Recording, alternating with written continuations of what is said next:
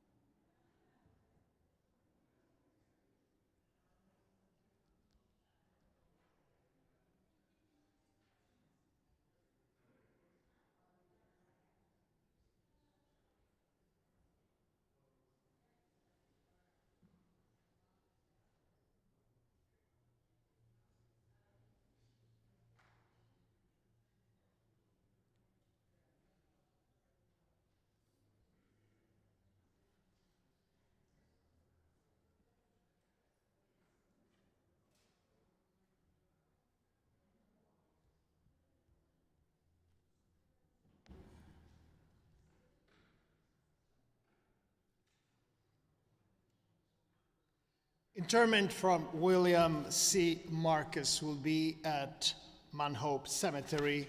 The family will gather for Shiva tonight from 6 to 9 p.m. at 369 Clover Hills Drive for friends to call. If you further wish to honor the life of Bill Marcus, you may do so by making contributions to Congregation Beth Shalom Chevra Shas in DeWitt, New York, and also to Eco Strong and Mendon, New York as well. מזמור לדוד, אדוני רואי לא אחסר, בנודה שירביצני, על מי מנוחות ינהלני. נפשי ישובב ינחלי בצדק למען שמו, גם כי אלך בגיא צל מוות, לא ירא רע כי אתה עמדי. שבטך ומשענתך המה ינחמוני, תערוך לפני שולחן נגד צורריי. דשנת בשמן ראשי כוסי רוויה. אך טוב וחסד ירדפוני כל ימי חיי, ושבתי בבית אדוני לאורך ימים. The Lord is is my shepherd, I shall not want. He has me lie down in green pastures. He leads me beside the still waters. He guides me on path of righteousness. He revives my soul for the sake of his glory. Though I walk in the valley of the shadow of death, I fear no harm, for you are with me. Your staff and your rod do comfort me. You set a table inside of my enemies. You anoint my head with oil. My cup overflows. Surely goodness and mercy shall follow me all the days of my life, and I shall abide in the house of the Lord forever. It is now my honor to call upon members of the family. Beth will begin, and then grandchildren, and then Bob Marcus.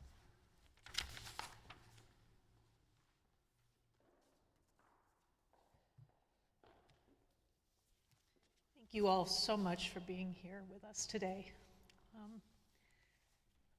We're letting my brother go last because we've all learned not to ever follow him in any kind of a talk. One of my fondest early memories of Dad is from just down the street from here.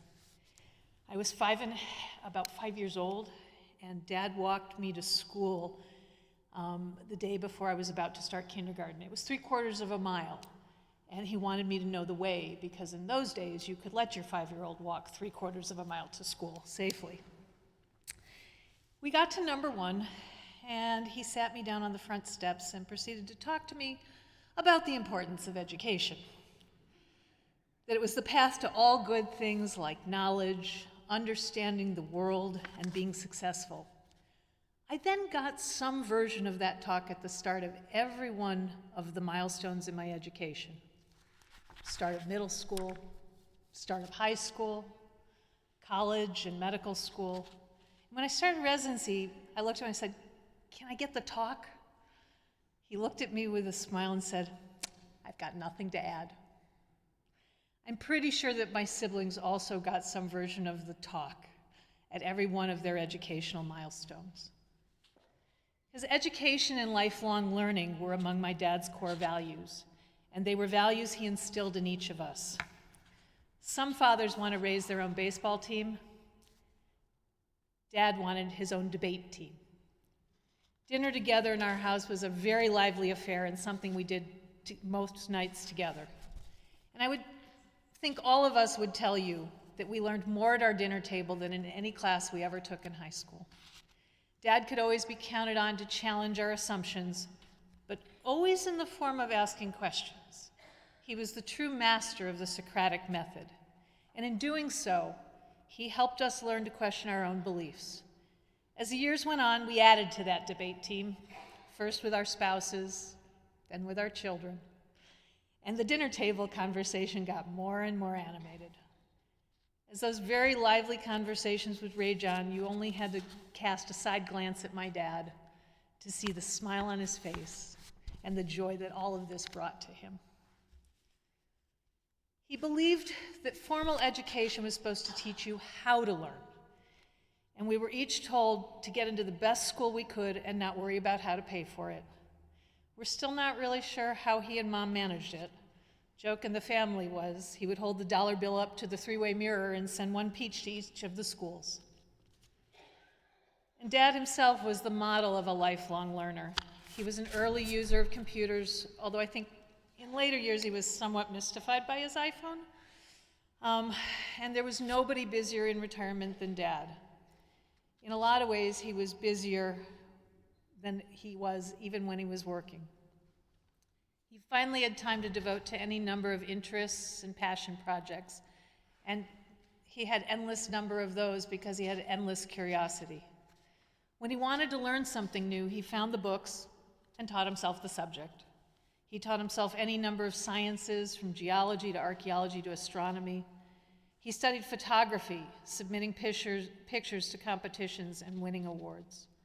He did historical research, starting the Jewish Historical Society in Syracuse and writing a book about the old Jewish neighborhood.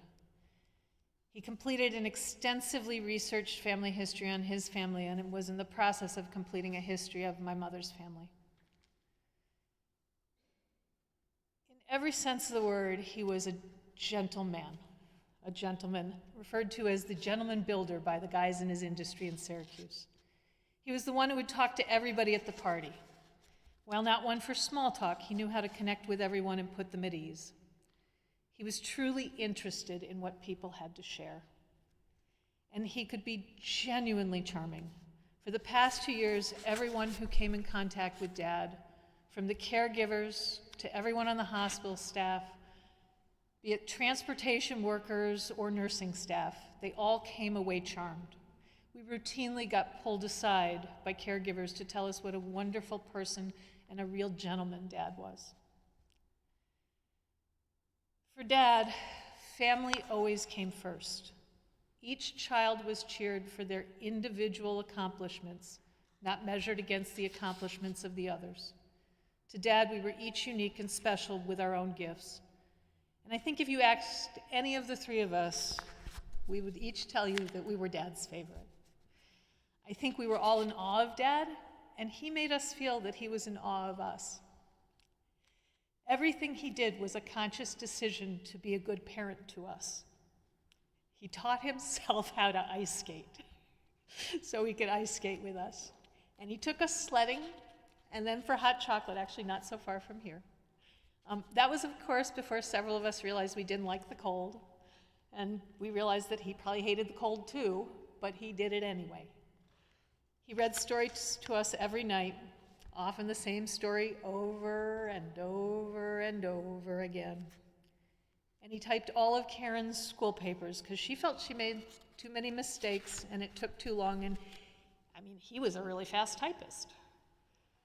He let us get a dog, and he was not a dog person, although he was always the first one in the room any dog would go to. Dogs know a good person. In every decision he made, his family came first, even when it meant deciding not to take a job if it meant moving his high school-aged kids to a new city. During his own childhood, he'd moved frequently, and he didn't want the same for his kids. When Michelle and Ira came into the family, he just had 2 more children. He was as proud of their accomplishments as he was of all of ours. When I think about my dad, the word that comes to mind as I think about it is resilient. He had a number of physical challenges during the course of his life, including a degenerative muscular dystrophy that began in his 40s and left him with very limited mobility of his arms. I spent any number of nights with him at any number of hospitals over the years. The most memorable, other than the past couple of months, was when he had spine surgery in Chicago nearly 10 years ago. There were complications, and he had a really tough time of it. I really, truly believe that a lot of people would have just given up right then and there. But he was probably one of the strongest people I ever knew. Even if he didn't have an immense amount of physical strength, he had enormous mental strength. He gutted his way back, and we got the gift of nearly 10 more years with him. He had significant physical limitations all of his life, but he never let them stop him, and that extended to the past couple of months. Despite the difficulties, he was always ready to go to the next PT session and put in the work, even as the work became too much. He always seemed to accept that it is what it is, and he'd learned to manage with each new limitation. If that was as bad as it was going to get, well, it'd be frustrating, but it would be manageable. I do think the one thing that was too much for him was the loss of Mom. In the end, while he continued to derive joy from his family, her loss was just too much. He was a really good sport for the past nearly 2 years, and certainly for the past 2 months, but life was just kind of not the same. And while the past 2 years and the past 2 months have been difficult, we each got to spend an awful lot of time with him, and we each had special time with him. We have been incredibly fortunate and blessed to get to have had both of our parents in our lives for so long. They got to see our kids grow up, and they got a sense of the adults they're becoming. Dad got to see all 4 of his grandchildren bar and bat mitzvahed. Not everybody's so lucky. We will miss having both of them here with us, but we have nothing but gratitude for the memories, the legacy we get to pass on, and so many wonderful years together.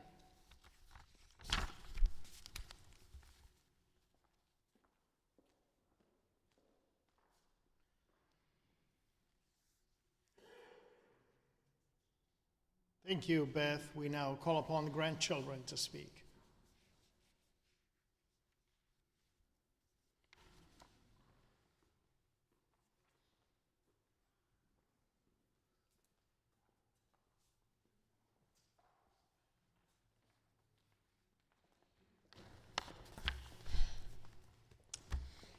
So I think we were all pretty young when we realized that Grandpa was probably one of the smartest people we were ever going to know. One of the most amazing things about him was that he never stopped learning or being a student of history. There was always a new book to read, a new topic to study. However, for as much of a curious student as he was, we feel that he was an even better teacher. He taught us how to play chess, how to embrace our critical thinking skills, the value of Judaism in our lives, and of course, that no matter how full you are after a good meal, there's always a separate pocket in the stomach for dessert, especially if it's ice cream. His deep value of embracing critical thinking was particularly evident to us, as was the ways in which he passed those values down to his children and then his grandchildren. No Marcus family dinner is ever complete without spirited debate during which, as my mother mentioned, you had to be able to understand your position and defend it well. Having observed our parents engaged in these discussions from a young age, we were all only too eager to chime in with our own opinions once we got older. Our quintessential memories of Grandpa will always be watching him sit at the head of the table and seeing his face light up as he listened to us debate each other. After observing our discussions, he would often deliver the perfect, witty one-liner that would obliterate everyone else's argument, or make us all laugh to the point of no longer caring about the debate. It was clear that he thoroughly enjoyed watching us apply these skills away from the dinner table as well. On one such occasion in Florida, while the family was in the pool playing a game of sharks and minnows, and Grandpa sat reading, Bob jokingly offered $100 to whoever could get Grandpa to play with us. Vivian, quickly realizing that Bob had never specified that Grandpa had to actually get in the pool, responded with, "It's on," and swam over to where Grandpa sat reading, and offered to split the prize 50-50 with him if he agreed to referee our game. Suffice it was to say that Grandpa was impressed with Vivi's quick thinking, and he smiled ear to ear, agreed to it. Afterwards, he split the share of prize money 5 ways with each of the grandchildren. In addition to always being up for a thoughtful discussion, he was always generous in sharing his life experience with us whenever we asked. When I spent a year living in Pittsburgh, he told me about his family's apartment in the Squirrel Hill neighborhood when he had lived there as a teenager, which I was then able to go track down. When Vivi asked about the numerous photographs that line his office wall, which he had taken himself on various travels, he told us stories of those eventful trips. When Lily wanted to discuss politics, he was open with how he had viewed the key political events of his lifetime. And when Nathan mentioned any history topic at all, Grandpa was always willing to take a deep dive into the past. Of course, many of our memories of Grandpa are intertwined with those with Grandma. Together, the two of them formed the unit around which our whole family would gather to create a treasure chest of family memories. Those of us sitting around the Thanksgiving table each year, of gathering in front of the fireplace in the living room for Hanukkah celebrations, or as we refer to it, Thanksgivika. Memories of family boat trips in Maine and of poolside gatherings in Florida. I know the 4 of us will treasure these memories forever, just as we will treasure all of the time we were fortunate enough to spend with Grandpa. We will remember him as a truly extraordinary man whose wisdom, kindness, and love were ever present. We will always be grateful for the many years that we were lucky enough to truly know and love him.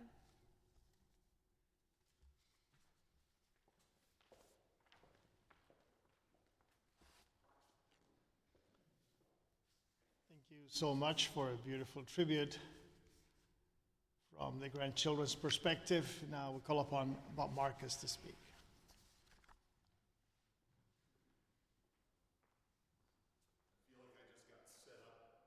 Follow that. I can feel your skepticism. I'm not famous for maintaining composure when talking about my family. But my father deserves to be spoken about, so you're going to have to suffer through this. And of course, Michelle is ready to pinch hit should I need her. Actually, unfortunately, I had to give a eulogy for a dear friend earlier this year and managed to not break down in tears because Michelle taught me how to ground myself, how to keep my composure. It's essentially a Kegel exercise. So if it looks like I'm about to take a poop, you'll understand I'm just trying not to cry.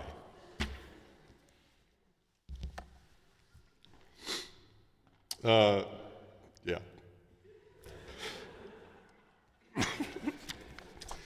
It's easy to underestimate the quiet ones. My father was a quiet man, someone who always had things to say but was measured when he spoke and in what he said. He was the very definition of an intellectual, someone with an expansive curiosity who would research a topic, reflect on it, connect seemingly unrelated form of muscular dystrophy that weakened him even more starting in his late 40s.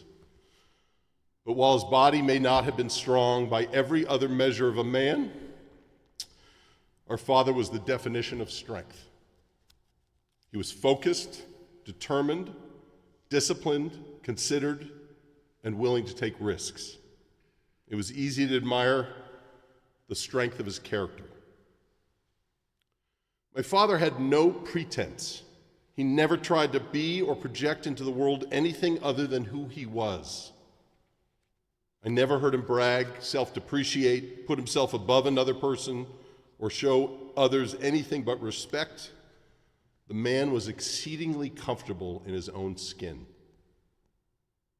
In the early 1980s, my parents purchased a lot at the top of a hill in Syracuse with a 30-mile view. At the time when their friends were downsizing their homes, Dad built his dream house, a place that people still walk into and pause when they walk in because it's so magnificent. At one level, the size and unusual nature of that house embarrassed him. My father didn't strive to stand out. That set of emotions would have been enough to keep a lot of people from building that home. But rather than care about the opinions of others, he knew his own mind and allowed himself to live in a space that made him incredibly happy. My father had the kind of courage that allowed him to change careers multiple times throughout his life. He spent 5 years as a journalist for the Courier Express in Buffalo, covering stories about crime, urban decay, and development. His Buffalo-based Army unit was called up during the Berlin crisis in 1960, and he and Mom spent a pleasant year down in Georgia playing a lot of golf and socializing with Army friends. When his self-described war of the paperclips ended, he decided to leave journalism behind and took a job in public affairs for the city government of Rochester. I think one of his proudest accomplishments during those years was he was the first person since the early 1930s to get a perfect score in a civil service exam. That was the kind of stuff that made him happy. In the late 1960s, he applied for a job with the Urban Development Corporation of New York, leading the construction of a new planned community northwest of Syracuse that he named Radisson. My father didn't have nearly enough experience for the role, but the head of UDC, a man named Ed Logue, hired him anyways. What he saw in my father was someone who could work with a huge array of stakeholders, build trust, and align parties. Dad managed scores of engineers, architects, planners, lawyers, and numerous others, conceiving of a 2,500-acre planned community that would have housing, recreational space, a business park, and schools. He had to work closely with multiple municipalities, fire and water districts, local farmers, private construction companies, state regulators, and local politicians. It was a level of complexity that he had never managed, and yet he pulled it together on schedule and on budget. When that had run its course in his late 40s with his oldest daughter getting ready to head off to college, Dad thought through what to do next and decided to start his own home building company. For him, that was the best option that would allow his family to stay put in Syracuse. As he left behind state employment to become an entrepreneur and a home builder, there was one small challenge, a kind of minor detail really. He didn't know how to build a house. So, as was his way, he picked up some books and read them all. Then he bought some land in Radisson and built a street of townhomes. My father had an exceptional mind. He was endlessly curious, absorbed by history of all kinds, science, politics, Judaism, geography, and many other topics. He said that something had happened to him during his time at the University of Minnesota when he was getting his graduate degree, and learning suddenly became a real passion. My father had an expansive mind, finding connections and relationships between seemingly unrelated subjects. For Dad, history was a living, breathing thing with an outsized influence on our lives. One of his favorite quotes was from Faulkner: "The past is never dead, it's not even past." He insisted on putting current events in context of the past in a way that would help us explain the complexity of the present. As you heard Beth say, we were students of his at our dinner table, but his intelligence and thinking pattern flowed into every conversation. His children and his grandchildren carry the same passion for understanding the flow of ideas and events to make sense of things. He also had a ridiculous memory. We were in fact sitting in this sanctuary, and I think we had just gotten new prayer books, the kinds that had some commentary on the side. And we were sitting here during high holiday services, and he read some commentary, and he said, "I know who wrote that." It had been a professor of his that he had had 60 years before at the University of Wisconsin, and from 3 paragraphs he was able to recognize it and actually quote me a lecture of his 60 years later. That was my father's brain. I learned a lot from my dad, both by osmosis and by intention. As I'm sure is true with a lot of sons, I watched my father carefully and learned through his actions. My father taught me to respect women. I can't recall one instance growing up where he objectified a woman in word, look, or deed. I never saw him staring at a woman, commenting on their physical appearance, or being disrespectful in any way. He was raised by an exceedingly, he might have said exhaustively, strong mother and older sister. And my mother was also a very strong woman. She knew her own mind and had the confidence of her convictions to shape the world around her. My dad treated her with respect and empowered his daughters to not be bound by limitations. Beth, you want to succeed in the male world of surgery? Go for it. Karen, you want to travel the world? Go for it. Watching my dad shape me as a husband and as a father, it was a very long list of things that my father taught me, intentionally as well. He taught me how to ride a bike, drive a car, dress for work, read a map, understand and appreciate the night sky, survey a piece of land, design a building, remove wallpaper, paint a room, how to touch type, compose a photograph, construct an argument, edit a paper, as well as write and think clearly. My father was my first and foundational mentor.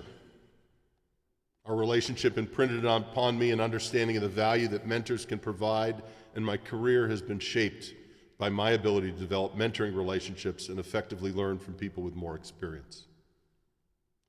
When I was living in Japan in 1990, a friend from Seattle and I both received Hanukkah gifts from our fathers at the same day and sat and opened our boxes in the office. Ian's dad had sent him a very expensive leather jacket, which had the words USA down the sleeves and an enormous American flag on the back. It had to be at least $1,000. From my dad, I got a box of 24 books. At first I was pissed, and then I realized it was one of the best gifts I've ever received. Most were novels, seminal works about America: The Jungle by Upton Sinclair, The Sound and the Fury by William Faulkner, Babbitt by Sinclair Lewis, You Can't Go Home Again by Thomas Wolfe, which he swore to me was not a hint.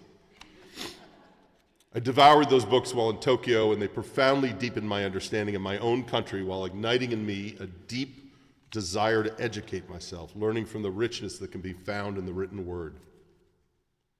The combination of my father's intellect and his low ego needs meant that he gave great advice. Throughout my life, he was able to provide counsel that was age-appropriate and accessible, and as my life grew in complexity, his advice expanded in its depth. Dad would listen, ask great questions, and then taught me to weigh the implications of decisions prior to making one. He always made me feel supported no matter what decision I made, and after 5 decades of watching people parent and 2 decades of being one myself, I know that that's an incredibly rare gift. As a parent, it's a daunting challenge to allow your children to learn from experience. But my father always let me make my own choice and never said, "I told you so," when the dumb ones I made blew up in my face. He was never anything other than supportive. The way he provided advice had a seminal impact on my confidence and my self-reliance, both bedrocks for the way I live today. I'm going to share an example of his advice drawn from a lifetime of great counsel. Following my MBA at Michigan, I went to work for a famous professor, despite the fact that I'd gotten an offer from a consulting company that I really wanted to work for, and despite the fact that they'd offered me a starting salary at twice the market rate and twice what the professor was willing to pay me. After 2 years of teaching at Michigan and working for that professor, I hadn't received a raise, and I was working my tail off. I was pretty pissed, and I went home, and I told my dad I was going to quit. After asking a ton of questions about what I was learning and the work I was doing, he said, "You know, it sounds like you're getting a PhD. How much more valuable might you be out in the world with 2 more years of that kind of exposure?" He suggested that I make out a check to myself, actually a check to the professor, and fill in the amount of the check between the difference between what I thought I could make and what I was making.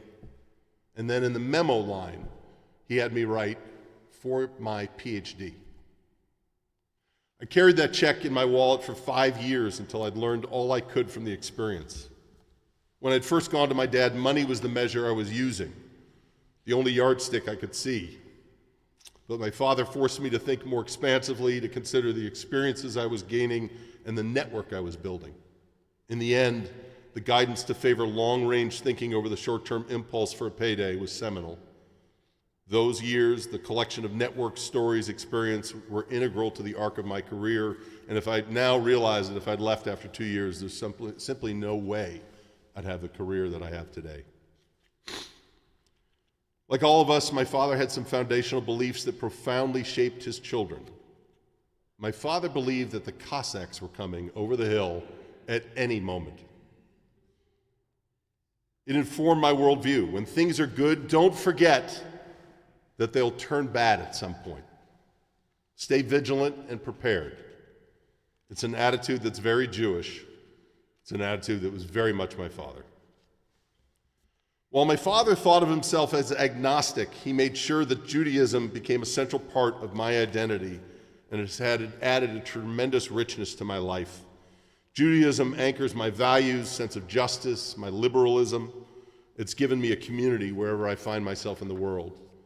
Dad encouraged my Jewish activities and made sure that Judaism was a constant presence at our dinner table and in our home.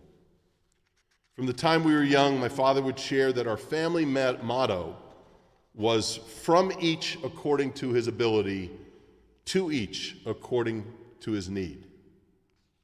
That's straight from Karl Marx.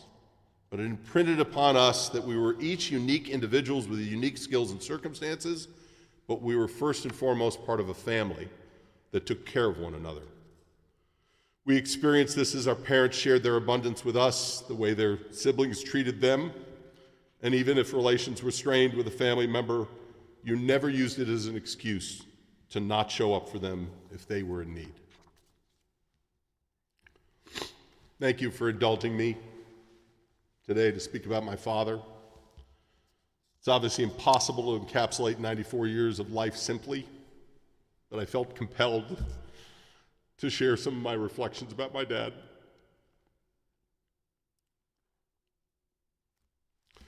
In my last conversation with him 2 weeks ago, I thanked him for all that he had done for me. I told him about the deep gratitude that I have for the life that I'm living. I'm passionately in love with my wife. I get indescribable joy from the family that we've created together. I'm blessed with friendships that are measured in decades and half centuries. And I have a career that provides me deep meaning and a way to contribute positively to the world. It's a life that I love. And while it's of my own choosing and making, it was constructed on a foundation that my mother and father put in place. And for that, I'm incredibly grateful and proud to be the son of Bill Marcus.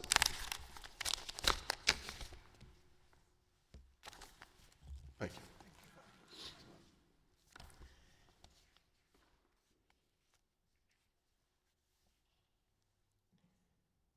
Thank you, Bob, for a beautiful eulogy. My high holiday sermons are shorter than this one. For those who have lived fully, death is not to be looked upon with fear, but instead accepted with equanimity, coming as a natural close to a long and good life, just as the sunset is the natural close of a day. With the sunset, the sky is filled with spectacular brilliance of multicolor light. These indescribable, beautiful colors are the day's afterglow. In a profound sense, those who have departed this world leave behind an afterglow that can warm the hearts and brighten the lives of those who knew and loved them. The son of Ze'ev ben Nahum has said, but he has left behind an afterglow of memories and teachings that will continue to warm the hearts of family and friends. His light and warmth have not vanished, for his spirit and influence live on as an afterglow in their own lives. He was predeceased by his wonderful love companion of an entire life, Audrey. At the time he passed, they would have fulfilled 65 years of love. Born in Paterson, New Jersey in 1930, to Nathan and Frida Marcus, Bill was a brother to Anita. Because of his father's work, move around the country quite often, something that we heard he didn't want to do with his family. He attended University of Wisconsin, studying journalism and serving as the campus paper editor. After graduation, he enrolled at the University of Minnesota, where he received a master's degree in political science, focuses on the divergent development path of Japan and China. He served as an officer in the U.S. Army, graduating from the Psychological Warfare School and serving at Fort Bliss in Texas. He settled then in Buffalo and worked as a journalist on the city desk of Buffalo Courier Express, where he frequently reported on the city planning and development and the impacts on society. He met his wife Audrey in Boston while attending 2 weeks of Army Reserve training at near Fort Devens with the Buffalo, New York Reserve Unit. A mutual friend who said she might be going to Boston had given him Audrey's telephone number and address as a contact. The phone was out of order that Saturday morning, and Audrey was waiting for the repairman. Neither the friend nor the repairman ever arrived. Unable to reach her by phone and with nothing to do, I guess she was not an option, he went and met her. And together lived a wonderful life. They settled in Rochester, and as we heard, he worked with the city of Rochester in public affairs with numerous developments that mark and shape our city looks like today. He was an avid reader of biographies, subscribed to the Scientific American and Biblical Archaeology for over 50 years, reading each one of those. He wrote a history of his Jewish community in Syracuse and books on his own family. Curious, traveled around the world, spent time in Hawaii. And when life was supposed to be a life of retired people, they settled in Sarasota and they created a wonderful, beautiful group of friends to spend time with and share their accomplishments. Bill was a lifelong learner, someone curious, as we heard, who was always at the edge of learning something new, proud of his family, proud of his children, proud of his grandchildren. Anyone who would listen to him about them was for a treat. He will talk for them for hours. But life came to an end. Bill was okay with his decision. His medical circumstances were not the best, and he was at peace with understanding that life had come to an end. As we heard, he was able to communicate beautifully with his children, his family, give them the last blessing, say the last words. His mind was present most of the time. His long-term memory was sharp as ever. He knew exactly where he was going.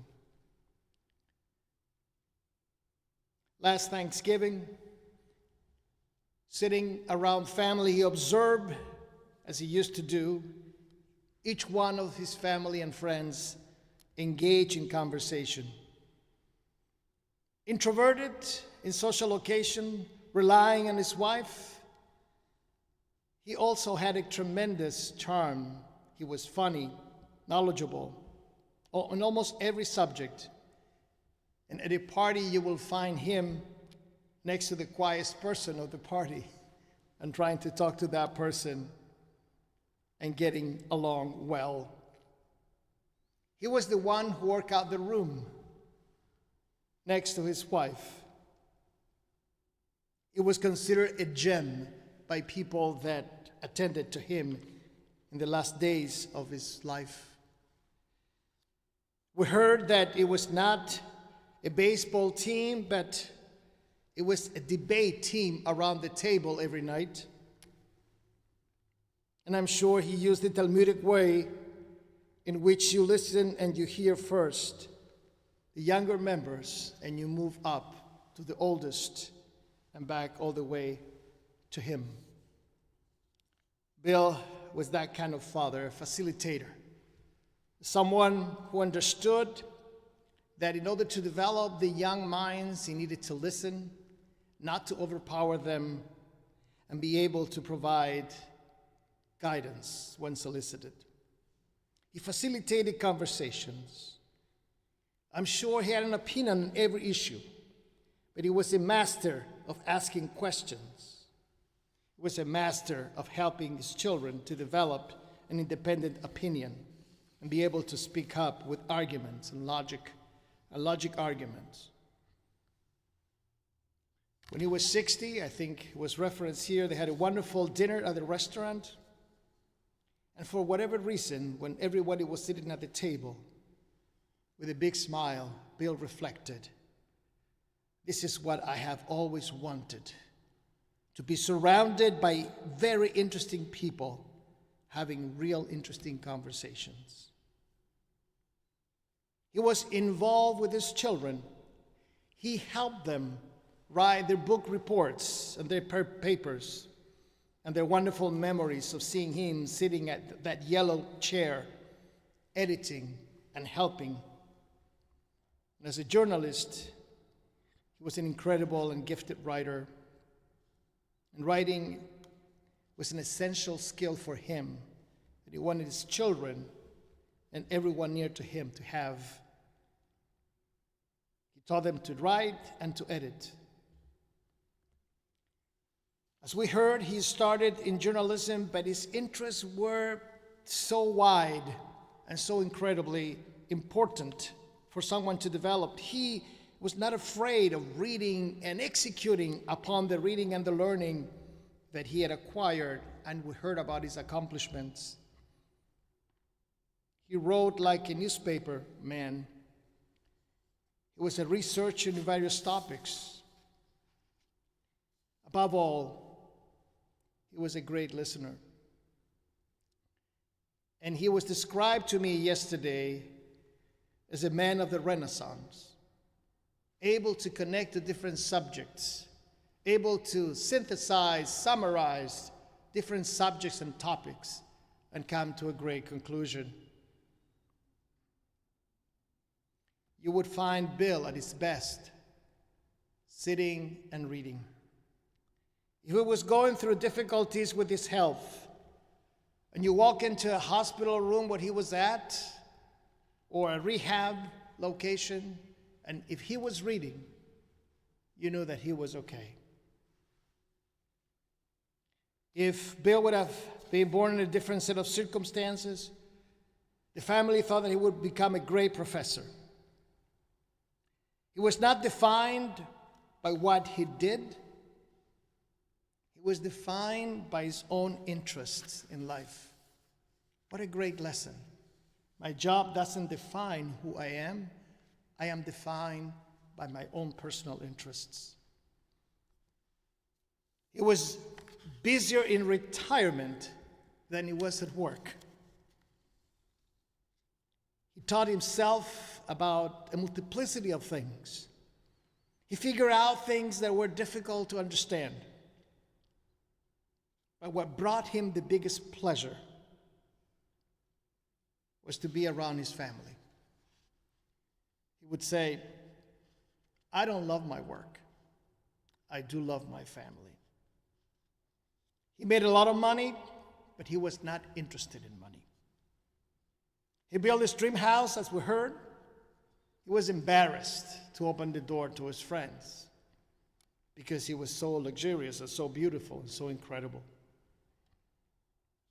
One of his great talents was to ensure that his children were supported, but at the same time they were able to make their own decisions.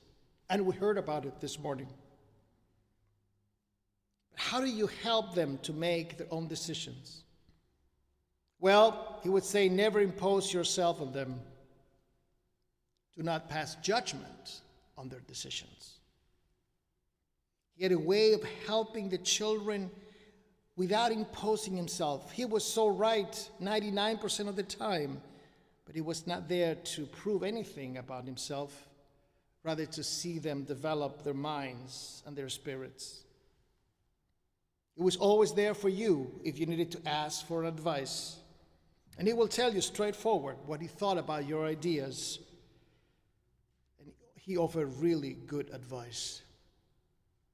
Never tried to control you or judge you, no by money and no by love. Because his love was unconditional. And he allowed his children to take risks. He had a unique ability to make each one of his children feel loved and unique and be his favorite. And yesterday, Michelle told me and told us that she thought that Bill could meet everyone right where they were. He didn't go to meet you with expectations. He met each of his children precisely where they needed to be met. He gave freely what each children required at that particular moment. He was incredibly present and intentionally present in his demeanor, very much in the moment. And you had his full attention at all times. At home with his wife, Bill never did anything without consulting with Audrey. They made their decisions together, and they were a fantastic partnership. It was always the father, and his children saw him as such through their entire lives. Those pillars called parents. They're not my best friend, they're my parents. They themselves view themselves as parents.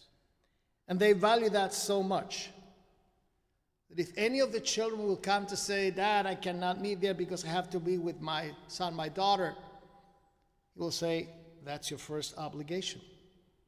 I'm okay with that. Beth, Karen, and Bob love the company of their parents. Their friends love the company of Bill and Audrey. They traveled to meet their parents. They went to see them. They took special trips to spend some time with them. They bought groceries for the family. Groceries that always cost $50. They traveled with toilet paper to their children's home because they were on sale. Or they brought that brisket to Chicago. Always being the parent. Bill was strong-willed, but he was quiet.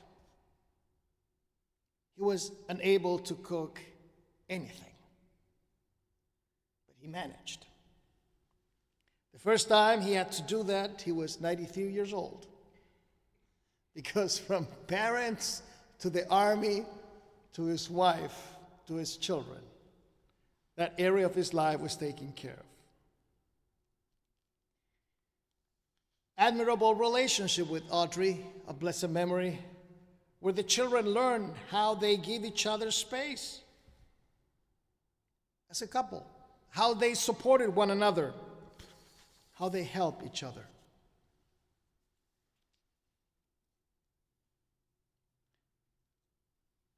In Judaism, we have several opportunities a year to recite Kaddish for our parents. The Yizkor prayer characterizes the father as Avi Mori, my father, my teacher, highlighting traditional values above others and the father's role as a teacher of his children. As any textbook in education will tell you, teaching falls into two categories. The first one is formal instruction, the one you get in the classrooms. It uses textbooks, blackboards, audiovisual aids, lectures. Its goal is to impart information. The second category is informal instruction, which aims to impart values and build character. This form of education occurs to a great extent in the home. The medium of instruction is the teacher's life, personality, and words. The instructor's outlook, attitudes, and values is what the father has to impart his family. And he conveys to them in various ways, some so subtle that they defied analysis. But nonetheless, that is why it shapes our lives and characters in a way that we are not even aware of. And Bill was an exceptional and effective teacher. He was an exceptional father of ethics and values to his own children. That teacher has died. He died on Shabbat. The Talmud writes in Masechet Ketuvot 103b that it is a good sign for one who passes away on the eve of Shabbat, on Friday night. At the most superficial level, this is because they enter Shabbat, an actual day of rest, shortly after the passing. And the Holy Shabbat is a day of rest for those who observe it in this physical realm that we live in, but for sure to the souls in the hereafter. Souls being cleansed of transgressions are relieved of this process because of Shabbat. It's like if you were to pass away on a weekday, you'll have to wait until Shabbat, even you're not in this world, for your soul to begin a cleansing process. But if you pass away on Shabbat, that process occurs instantly. And that soul is then free to experience the eternal rest, because they are assured of entering a restful state immediately upon reaching that world of souls, which is undoubtedly a good sign. We are at the moment when we have to say farewell, dear Bill. You go to a realm beyond our vision. The love you have enkindled in us remains to brighten the darkness. It will ease the loneliness your parting has brought. We know not what lies beyond, but we despair not. For here among us the living, in the minds awakened by yours, in spirit uplifted by yours, in hearts gentled by yours, you live and shall continue to live, and thus we are assured of your immortality. Te'eh nishmato tzrura b'tzror ha'chaim. May the soul of Ze'ev ben Nachum be bound up in the bonds of life eternal. And let us say all together, Amen. Kindly rise for the memorial prayer.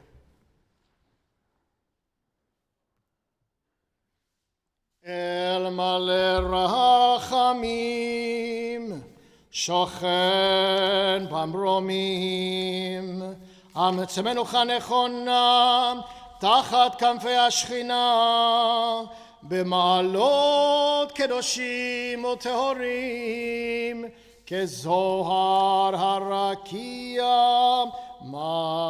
מזהירים. את נשמת זאב בן נחום, שהלך לעולמו, בגן עדן תהא מנוחתו, אנא בעל הרחמים,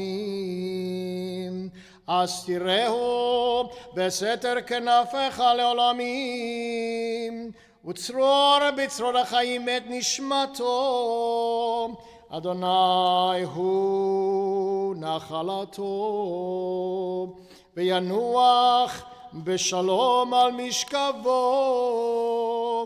ונאמר Amen.